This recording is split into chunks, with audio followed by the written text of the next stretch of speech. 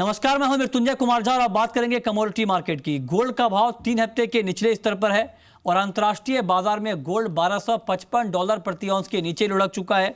Silver की बात करें तो $16.70 प्रति औंस के आसपास है अंतर्राष्ट्रीय बाजार में चांदी का भाव। डॉलर में मजबूती से बुलियन मार्केट पर दबाव बना है, 2 हफ्ते की ऊंचाई पर है डॉलर। साथ ही यूएस में इकोनॉमी के कुछ बेहतर आंकड़े आए हैं, इसने भी बुलियन मार्केट के सेंटीमेंट को लगातार कमज़ोर किया है। जॉबलेस क्लेम में यहाँ पर जो आंकड़े आए हैं इसका मार्केट पर इम्पैक्ट दिखा है। और बैंक ऑफ इंग्लैंड ने ब्याज दरों में कोई बदलाव नहीं किया है, ये कुछ फंडामेंटल है जिसका इम्पैक्ट आपको आगे भी मार्केट के ऊपर दिख सकता है।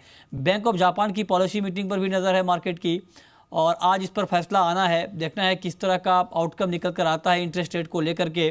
तो ये कुछ फंडामेंटल है, इसका इम्पैक्ट आपको मार्केट के ऊपर दिखा है, आगे भी दिख सकता है।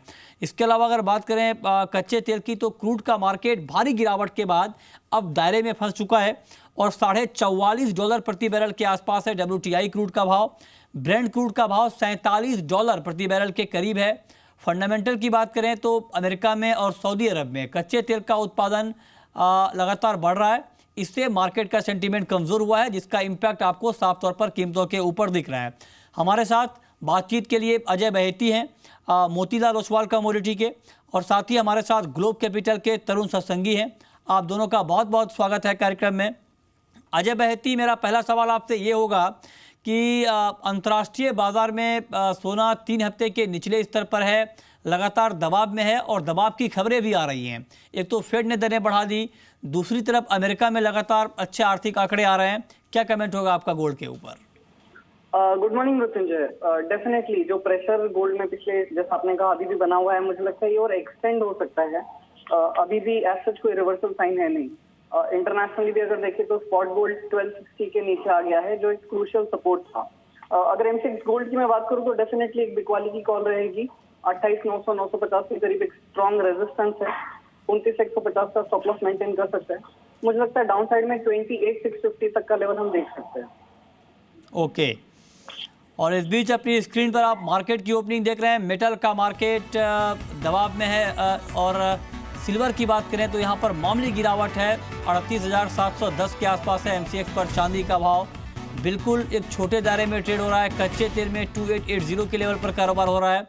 मार्केट महज 3 रुपये ऊपर है, यानी रेंज बाउंड ट्रेड यहाँ भी हो रहा है। नेचुरल गैस में थोड़ी सी मजबूती है, 198 के आसपास यहाँ पर कारोबार होता हुआ दिख रहा है। आप देख रहे हैं मार्केट का ताज़ा हाल। कॉपर का मार्केट बिल्कुल दायरे में फंस चुका है और 367 के आसपास यहाँ पर कारोबार हो रहा है। इसके अलावा अगर बात करें निकेल की तो यहाँ पर करीब आधा फीसदी की मजबूती है और 576 के ऊपर MCX पर निकेल में ट्रेड हो रहा है। जिंक में करीब 0.25% की मजबूती है, 168 के आसपास यहाँ पर ट्रेड हो रहा है। इसके अलावा लेड में अगर देखें थोड़ी सी बढ़त है, 135 रुपये 60 पैसे के आसपास यहाँ पर कारोबार हो रहा है।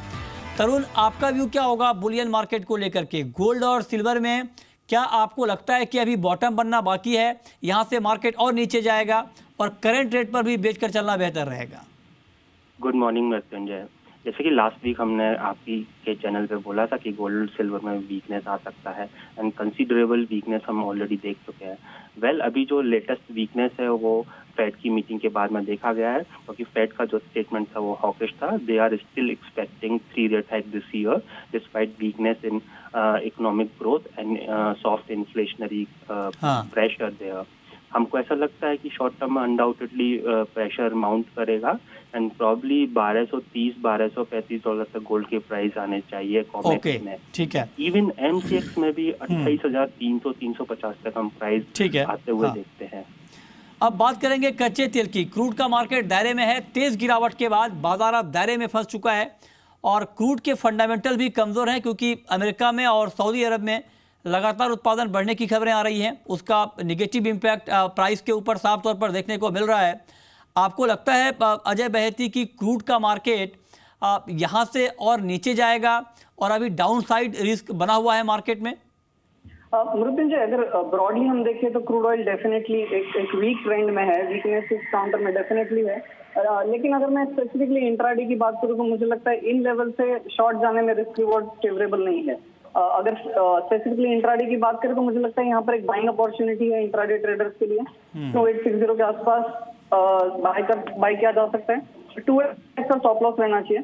मुझे लगता है एक बार पुल बैक मिलेगा इस काउंटर में 2940 2950 के करीब। ओके, आपका व्यू क्या होगा तरुण क्रूड के ऊपर? क्या क्रूड का मार्केट अभी आपको यहाँ से और नीचे जाता हुआ दिख रहा है, और अगर हाँ तो बिल्कुल करंट मार्केट प्राइस पर, बिल्कुल ताज़ा भाव पर एमसीएक्स में किस तरह का ट्रेड आप रिकमेंड करेंगे?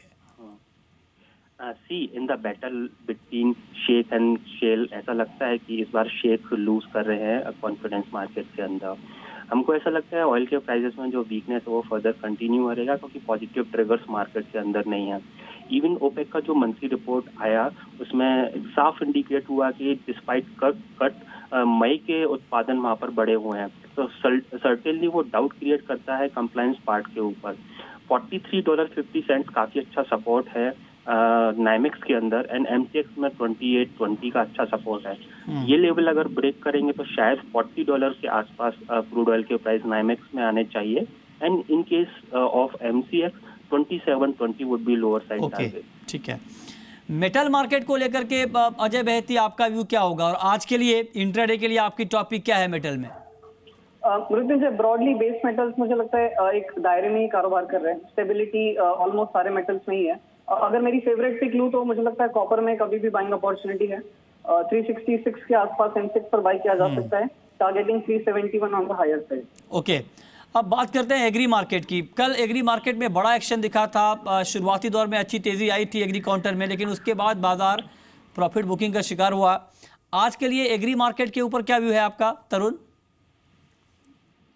सोयाबीन दो हम वेरी लो क्वांटिटी में सेल करना प्रेफर करेंगे। अगर करंट मंथ 2835 के आसपास आता है, स्टॉप लॉस 2865 के ऊपर का रहेगा। हम इसको 1-2 दिन के अंदर 2750 तक आते हुए देखते हैं। ओके, आपकी टॉपिक क्या होगी अमित, अजय बहती आज के लिए एग्री मार्केट में? आई थिंक जीरा मुझे लगता है आज की मेरी फेवरेट पिक रहेगी। मुझे लगता है इसमें अभी भी एक बाइंग अपॉर्चुनिटी है। जुलाई कॉन्ट्रैक्ट 18,550 के करीब बाई किया जा सकता है, टारगेटिंग 19,000 19,100। ये लक्ष्य कब तक देखने को मिलेगा जीरे में? 2 दिन में।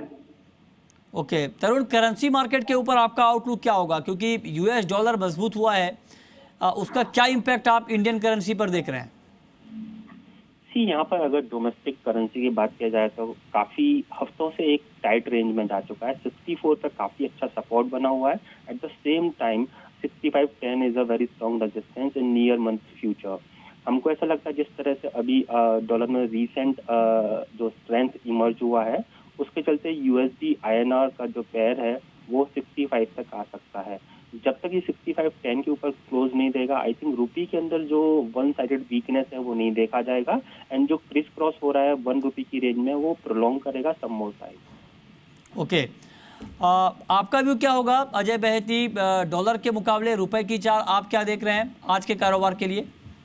अगर हम बात करूं तो डेफिनेटली मुझे लगता है रुपए में कमजोरी बनी रहेगी। मुझे लगता है यूएसडी आईएनआर के पेयर में अभी भी एक बाइंग अपॉर्चुनिटी है।